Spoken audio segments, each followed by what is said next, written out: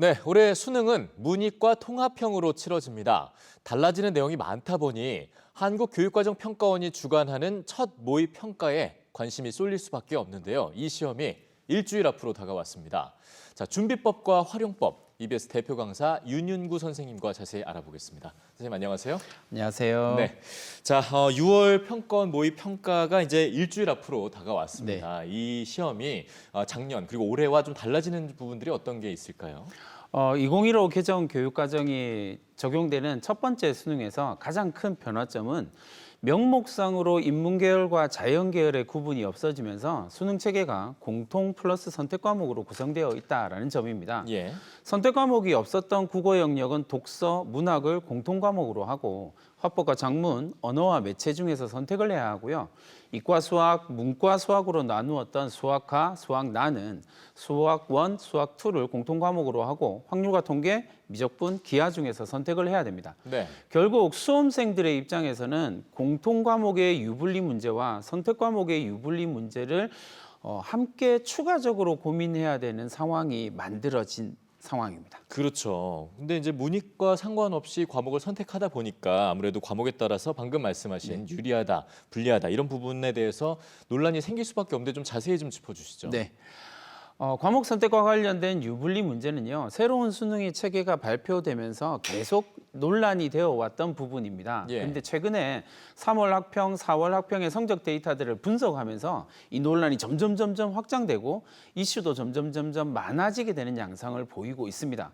그 평가원에서는 선택 과목의 난이도에 따라서 조정이 이루어지고 있기 때문에 불이익이 없다라고 말하고 있지만 현실적으로는 조정의 과정 자체가 논란의 대상이 되고 있는 셈입니다. 뭐 좀 간단하게 말씀을 드린다면 공통 과목의 점수를 활용해서 선택 과목의 점수를 조정을 하겠다라고 하는 점인데 주요 대학들이 자연 계열의 지정 과목으로 활용하고 있는 미적분과 기하를 선택하는 학생들은 상대적으로 공통 과목의 점수가 조금 유리하게 나올 수밖에 없는데 선택 과목에서는 그 유리함이 한 번 더 조정이 되어서 더 유리하게 되어지는 상황이 만들어지게 된다라는 거죠. 그러다 보니까 결국 대체로 확률과 통계를 선택하게 되는 인문계열 지원자 학생들의 1등급의 비율이 극도로 낮아질 수밖에 없는 구조적인 문제가 생겨버린 겁니다. 그 연쇄 현상으로 인해서 이제 인문계열 학생들의 수능 최저에 비상이 걸리게 되었다라고 하는 점도 좀 문제가 됩니다. 특히나 6월 모평에서는 N수생들이 대거 미적분으로 좀 몰리게 될 거거든요. 그렇게 되면 3월 학평에 비해서 더 큰 문제가 발생할 가능성이 좀 높고 논란이 조금 더 심화될 것이다라고 판단을 하고 있습니다. 네, 이런 논란과 혼란을 오히려 줄여줘야 될 텐데 이런 것에 대해서 좀 안타까운 상황입니다. 자, 또 한 가지 특징이 올해 수능에서 이제 EBS 연계율이 줄어들게 되지 않겠습니까? 연계 방식이 바뀌는데 학생들이 좀 대비할 수 있는 방법은 어떤 게 좋을까요? EBS 연계율이 50%로 하향 조정된다라고 하는 점도 이 6월 모평을 통해서 확인해야 될 주요 포인트입니다. 이른바 간접 연계라고 하는 문항 형식에 주목을 해야 되는데요. 6월 모평에 한해서만 설명을 드린다면 수험생들이 체감하는 연계율의 하락은 그렇게 크지는 않을 것으로 예상이 되고 있습니다.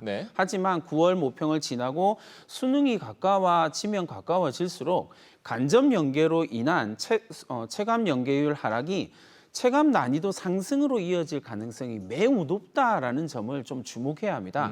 특히 비연계 문항의 증가 자체가 수험생의 학습량 증가를 요구한다라는 점을 고려하면 지금부터라도 학습량 자체를 늘리고 특히 공통 과목은 불수능을 전제로 해서 공부하는 것이 반드시 필요합니다. 특히 간접 연계가 기본적으로는 응용 능력을 요구하고 있다라는 점을 좀 잘 캐치해서요. 틀린 문항에 대해서 다양한 변형 문항들을 접해보는 공부 방법을 좀 권해드리겠습니다.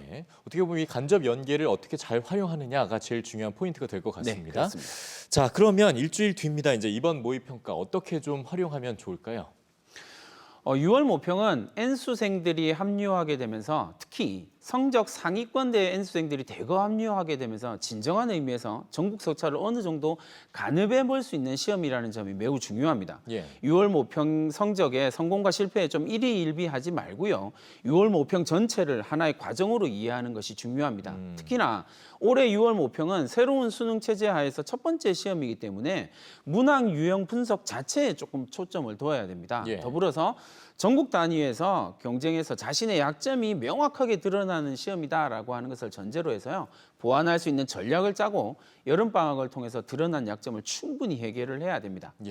6월 모평 이후에 학생들이 가장 많이 하는 실수가 과도한 성적 상승을 설정하는 거거든요. 9월에 강력한 반수생들이 등장한다라는 사실을 염두에 두고 현실적으로 달성 가능한 목표치를 확실하게 설정을 해야 됩니다. 그래야 의미 있는 수시 지원 전략이 명확하게 설정된다라는 사실을 꼭 기억을 했으면 좋겠습니다. 네, 무리한 목표보다는 내가 달성할 수 있는 현실적인 목표 꼭 기억해야 될 것 같습니다. 오늘 말씀 잘 들었습니다. 고맙습니다. 감사합니다.